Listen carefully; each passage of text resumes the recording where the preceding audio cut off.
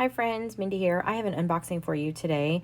This is my subscription kit from A House of Books. I have recently become an ambassador with them, and so I will link my affiliate link down below if you're interested in subscribing to this. The kit that they send me each month is the large kit. I've done unboxings on my channel though of both the small and medium boxes from the past, so if you want to see those, I will link them below.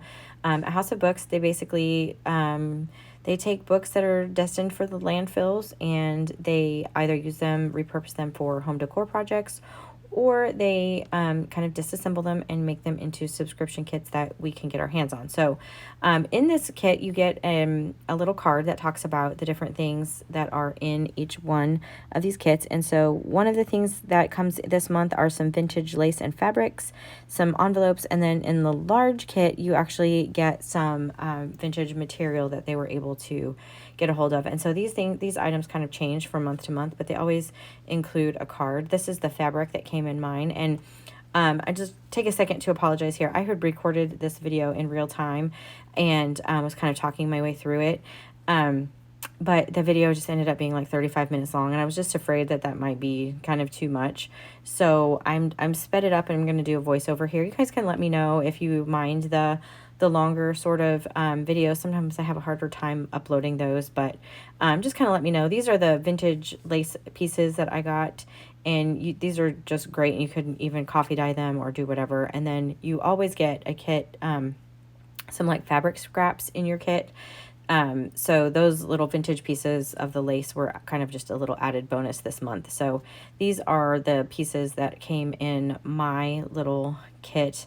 This one is a great fabric. So you'll see me, I'm kind of, because I was talking my way through this, I'm actually like talking a lot with my hands. And so I do apologize. There's going to be some times where I'm off screen because I'm actually talking to you. But anyway, this is actually one of the book covers that you get. So with the large subscription, you get either like the book page, the book covers, or sometimes they're just intact and as a cover, and sometimes it's just like the back and the front. And then this month for the large kit, you get some these are reproduction pieces that they have started adding to their shop. So 90% or more of their stuff is vintage, but they have started to add in some reproduction items, and so this month in the large kit they included that. So off camera I am pulling everything out of my big bag. The large bag and the medium bag come in beautiful handmade pouches that you can reuse those fabrics for anything. And then but some of these bigger pieces just they don't really fit in some of the little envelopes, and so these were just kind of loose. So I'm going through all of these first. So you kind of see just different book pages, and here are some envelopes that have these great windows. There's a lot you could do with these in a journal, and so these little envelopes that have things in them I'm set to the side. And one of the great things about A House of Books and Amber and her team is if you kind of let them know the things that you're looking for, things that you're interested in, they will try to customize your particular subscription as much as possible. So this month I had told Amber, obviously I do a lot of Bible journaling and faith-based things, and so I mentioned that, and so she added a lot of different things. Some of these were like some psalms and some hymn book pages and just all kinds of things. And then I'm also working on creating some journals that and I wanted some kind of colorful botanical pages, and so I asked for that, and so you'll see a lot of those as well. And those are just kind of specific requests that I have. They do try to customize it, like I said, as much as possible. So these are some psalms here, and that's what I was kind of talking about right here, is that I asked for some specific things, and they really do a good job of trying to customize that just as much as possible. So here are these beautiful botanical pieces that I can use, and then some other pages. And I'm just going to go through here as fast as I possibly can. I thought when I was recording that I was going through there fast, and it still ended up being 35 minutes. So that just kind of tells you how much stuff is packed inside these kits. So there are a lot of different types of book pages. These are from obviously like a colorful book of some sort, like probably a reference book or something. These are some Norman Rockwell pages here.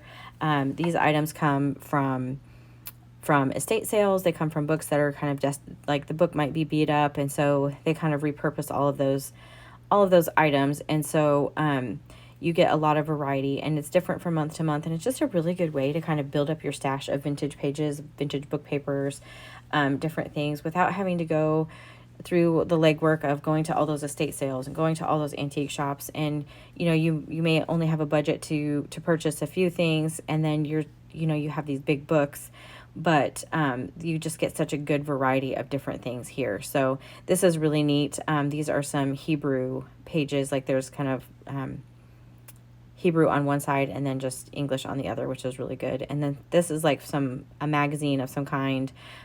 There's a little couple pages like from a math book here. These are some pages, it looks like from a catalog that was cataloging postage stamps. And then you just see you get a lot of just different patinas, different kinds of books.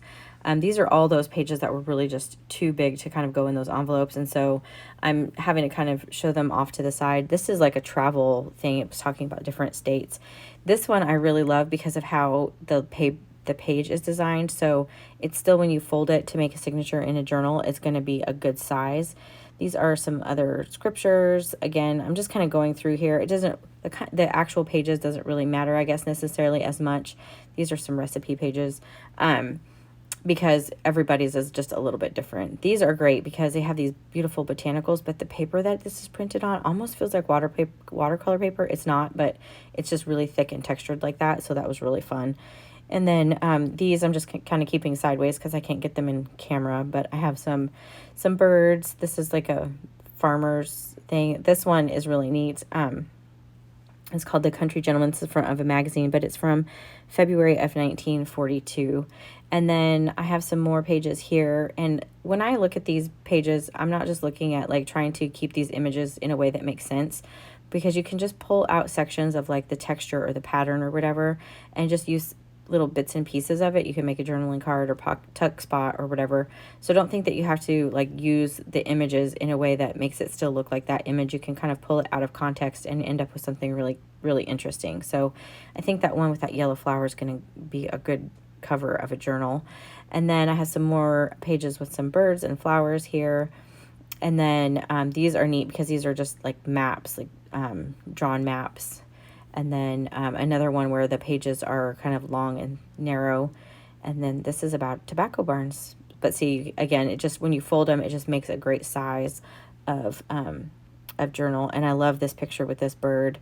I think that's really beautiful. And then some more of these are like a magazine that had, or a book of like painted artworks and whatever. And so those are a lot of fun. Especially you can kind of pull out different sections of that and you lose the context of the painting, but you still have all of the interest. And then there are a few pages like this that are just the end papers of books. And I actually really like those because you can create basically vintage looking ephemera. You can stamp on there. I have some like Tim Holtz tickets and those kinds of things. You can stamp words on them, and then you have like vintage looking elements because your paper is actually literally vintage paper and it's already got the good patina and all that kind of stuff. And so you can really just create your own things from that. This has that really striking peacock on there. And then I have some more botanical pages here. And then this is like that catalog again, these little hand drawing. I love this pattern on this one. Just different pages. This is about writing. And the interesting thing is you get all of these pages that have different patinas. They have different textures. They have different type fonts. And it's just really, really interesting as you're kind of going through here. All of the different things, the different aging of paper. Some of them you can tell are real brittle. Some of them are just old. Here's some airplanes, and then I come to some music paper, which I love. I love the patina on these pages as well. These were some like instruction manual for, or parts for some vehicles, which was really interesting. This is from a dictionary, and I love this because the dictionary pages are always so different. The fonts that are used and stuff in dictionary pages are fun. And then this next thing is just amazing. This is from 1919, and you can see there's like some information about different composers, and then there's all of these beautiful music papers that I love, because especially like classical music ones, for backgrounds because there's no words and stuff on it. It's just the notes, and I love the music paper, so I'm a big fan of that. Anytime that comes in my kit, and you can see this one was like for $2 a year, you could get that magazine, which I just thought was so funny. And then here's some big botanicals, just, on book text, and then some line drawings. And then again, this is kind of a painting here on the back. It got a little crunched up. You can see the edges it's just from an old book that probably would have been destroyed otherwise. So, and then we did get some different kinds of ledger paper this time, and I'm a huge fan of ledger paper. So I was excited to see the variety of those. There's just a couple pages each of those. Ledger paper is kind of hard to find, vintage ledger paper.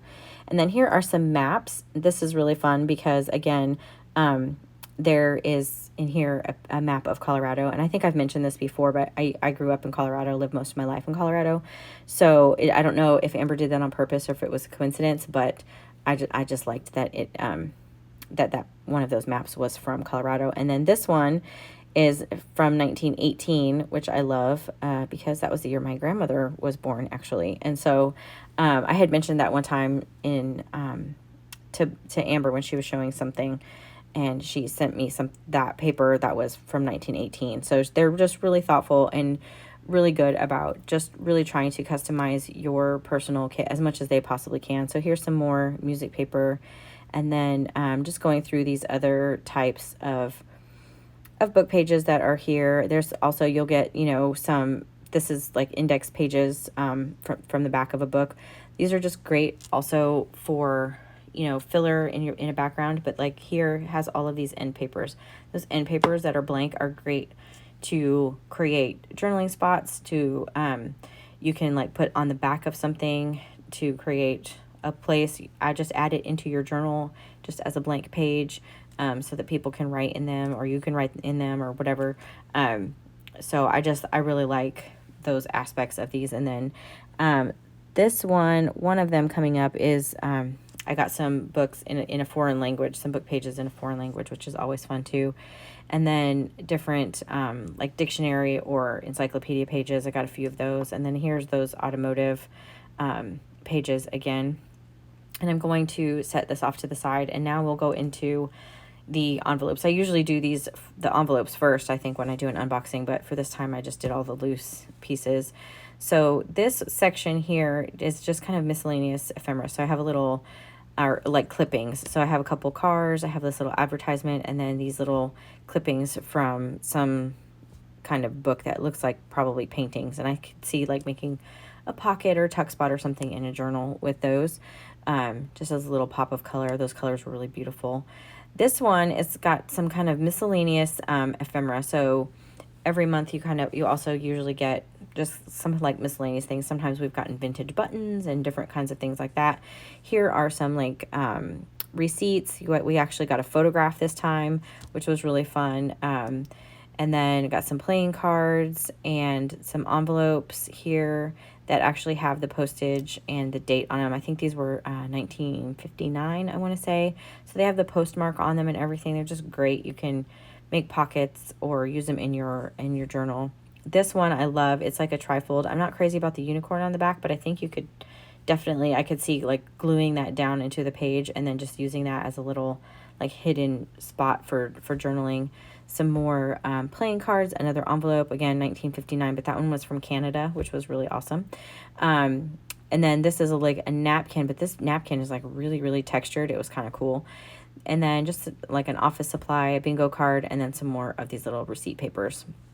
So those are all really fun additions. You can, if you're into journal making like I am, you can use all of those things to like make tags or journaling spots or anything like that. And then this last little section is all book text again, but there's just different kinds. So you're going to have different ages and patinas and types and all that kind of stuff. And here I'm showing like this particular book has a lot of open space, like margin down at the bottom. And those are really great when I'm using my book papers. A lot of times I want the text part. And so I end up tearing off this part that has, that's not printed on.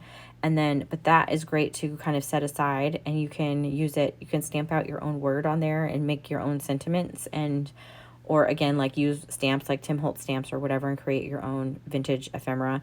It's just great. So I save all of those. And then you have like this one that's got these really, really aged and patinaed pages. This one actually looks like it's from a book.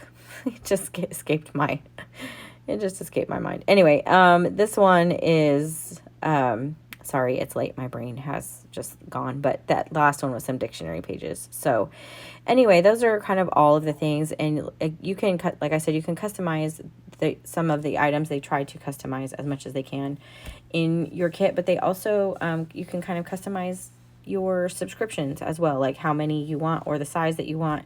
When I first started getting these kits, I actually was just doing month to month so that I could kind of change. So I got large ones and then I got a small one and that kind of stuff. So these are some of the vintage fabrics that I picked up just from some of the ones that they got. I purchased these myself. And then this one has kind of an open weave, but I think that all of these are going to make some really beautiful covers, and you get quite a bit of fabric. And then another item that I got because I really like these are some postage stamps. So these are some like 2-cent or 6 cents and 1 cent postage stamps. This one is a 5-cent stamp. And so just really interesting. So they have a lot of a la carte items too. If you don't want to do a subscription kit, there's plenty of things that you can buy a la carte just to kind of pick and choose, and ways that you can add to your own stash of vintage ephemera. So if you hung in there this long, I appreciate you taking the time to watch this video. If you enjoyed it, I would appreciate if you gave it a thumbs up. Subscribe if you haven't already. And until next time, bye.